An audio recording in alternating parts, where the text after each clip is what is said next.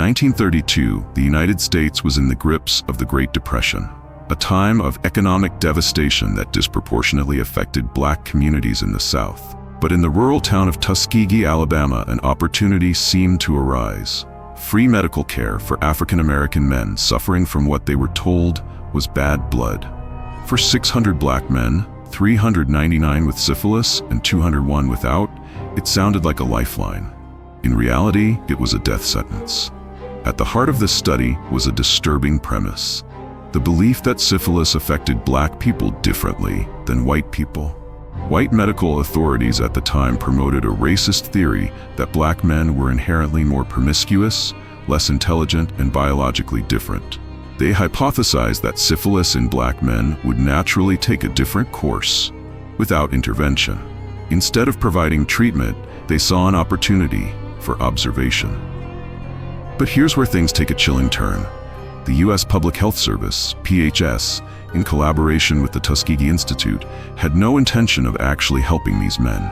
The true purpose of the study was to watch syphilis ravage the body over decades without interference. The participants, mostly sharecroppers with little education and no other access to medical care, were left completely in the dark about what was happening.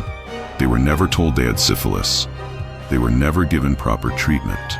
And worst of all, they were actively misled into believing they were being helped. The men were told they were receiving special treatment. Instead, they were subjected to painful medical exams, spinal taps, and blood draws under the false pretense of routine checkups. Some were even given treatments that were deliberately ineffective, placebos meant to create the illusion of care. Meanwhile, researchers carefully documented the progression of the disease as it slowly destroyed their nervous systems, organs, and minds. At the time, syphilis was a widespread health crisis affecting millions in the U.S. But for these men, there was no chance of a cure. Not because it didn't exist, but because doctors had chosen to let them suffer. This experiment wasn't about public health. It was about control, exploitation, and a fundamental disregard for black lives. And what's even more shocking, the deception didn't stop there. As medical advancements made a cure possible, researchers actively prevented the men from receiving it. The darkest part? This study would continue for 4 more decades. The most horrifying aspect of the Tuskegee syphilis study wasn't just that the men were denied treatment. It was the sheer extent of the deception used to keep them in the study. The U.S. Public Health Service, PHS, not only refused to provide medical care, but actively prevented the participants from seeking treatment elsewhere. For years, the men believed they were under the care of trusted government doctors. They were told they had bad blood, a vague term commonly used in the South to describe various illnesses, and were given free meals, medical exams, and even burial insurance as incentives to stay in the program. What they weren't told? That they had syphilis. In 1947, penicillin became the standard and widely available treatment for syphilis. This should have been the moment when doctors ended the experiment and cured the men. But instead, researchers did the unthinkable. They actively worked to ensure that none of the infected participants received life-saving treatment. Letters were sent to local physicians instructing them not to treat the men. Government officials went so far as to alert doctors across the country to make sure that if any of the participants visited a different clinic or hospital, they would still be denied penicillin. The study's directors even convinced the military to exempt the men from the standard syphilis treatments given to new draftees during World War II. By this time, many of the men were suffering from late-stage syphilis, which can lead to blindness, organ failure, insanity, and death. Some had unknowingly passed the disease to their wives. Some of their children were born with congenital syphilis, suffering from lifelong disabilities. And still, the study continued. For 40 years, generation after generation of doctors, nurses, and government officials participated in or turned a blind eye to one of the most infamous violations of medical ethics in history. The question is, how did it last so long without anyone stopping it?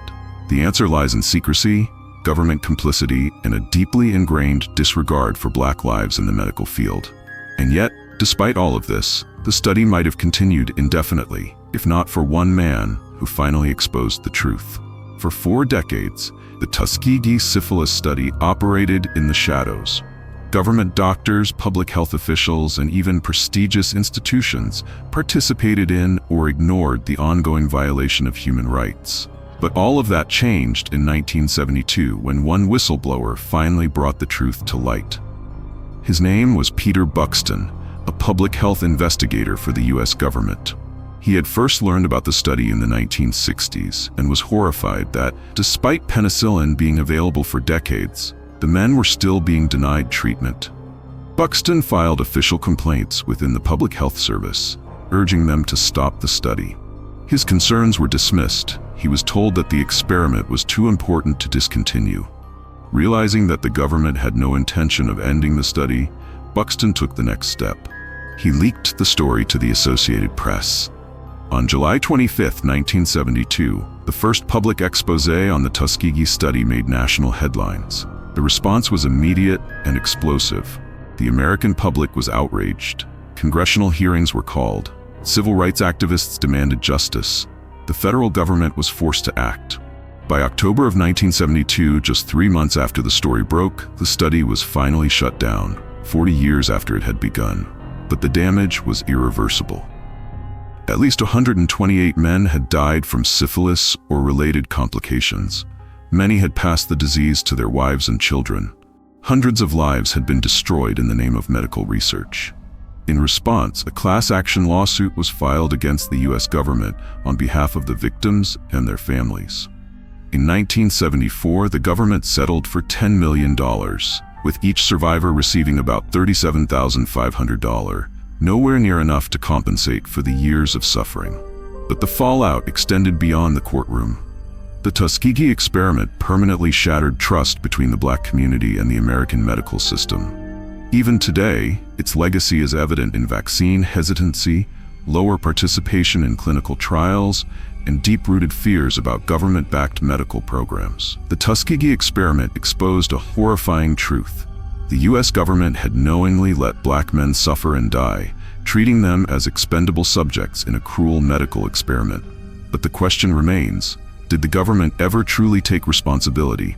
The answer took another 25 years. Even after the Tuskegee syphilis study was exposed in 1972, true accountability was slow to come.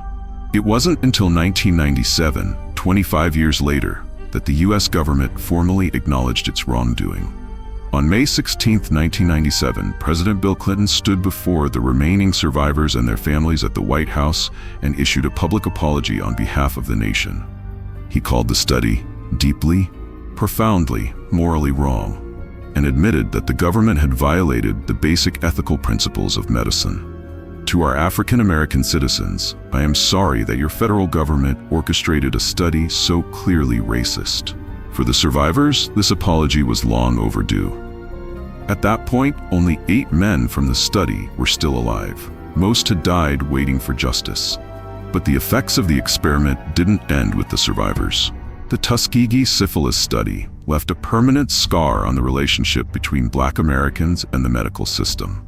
To this day, its legacy is seen in widespread distrust of doctors, hospitals, and public health initiatives. Even in 2021, a study found that 35% of Black Americans said they were hesitant to get the COVID-19 vaccine, with many citing Tuskegee as a reason for their skepticism. The study has also been linked to lower Black participation in clinical trials, which can lead to disparities in medical research and treatment advancements. But Tuskegee didn't just change public perception, it changed medical ethics forever. After the study's exposure, the U.S. government passed strict regulations to prevent another medical tragedy. 1974, the National Research Act was signed into law, requiring oversight for human research studies. Institutional review boards, IRBs, became mandatory, ensuring that all research involving human subjects meets strict ethical guidelines. Informed consent became a legal requirement, meaning patients must be fully aware of their diagnosis and treatment options before participating in medical research. These reforms helped rebuild some trust in the medical system, but the damage could never be fully undone. The Tuskegee syphilis study wasn't an accident. It was a deliberate, decades-long deception carried out by the U.S. government. And it leaves us with one chilling question. If this could happen for 40 years, what else has been hidden from the public? The Tuskegee syphilis study wasn't just a failure of medical ethics. It was a cold, calculated betrayal. For 40 years, the US government deliberately allowed black men to suffer and die, treating them not as patients, but as lab subjects in a horrifying experiment. The impact of Tuskegee didn't end in 1972. Its legacy still haunts the medical world today. The deep-seated distrust it created continues to affect black communities, fueling skepticism toward doctors, vaccines, and public health initiatives. Even in 2024, the echoes of Tuskegee can be seen in lower participation in clinical trials and ongoing health disparities. But here's what's even more disturbing. Tuskegee wasn't an isolated case. Throughout history, marginalized communities, especially Black Americans, have been subjected to unethical medical experiments, from Henrietta Lacks' stolen cells to forced sterilizations in government-run hospitals. So what can we learn from this? First, history is a warning. When medical institutions operate without accountability, people suffer. The Tuskegee study only ended because someone finally spoke out. It reminds us that whistleblowers matter, and blind trust in authority is dangerous. Second, transparency in medicine is non-negotiable. Every patient has the right to know the truth about their diagnosis, treatment, and medical options. Informed consent isn't just paperwork, it's protection. And finally, trust isn't given, it's earned. The medical world can't expect communities to simply forget decades of abuse. If healthcare professionals want to rebuild confidence, they need to acknowledge the past and ensure that nothing like this ever happens again. The Tuskegee syphilis study is one of the darkest chapters in American medical history, but it's not ancient history. The effects are still unfolding today. So next time someone questions the medical system, don't dismiss them. Ask yourself, if the government got away with this for 40 years, what else is possible? If this video made you think, hit the like button and subscribe for more deep dives into hidden history and medical ethics. Share this with someone who needs to know the truth, because stories like this should never be forgotten. Thank you for watching. This is Freak Files channel that bring history and horror story to life via documentary.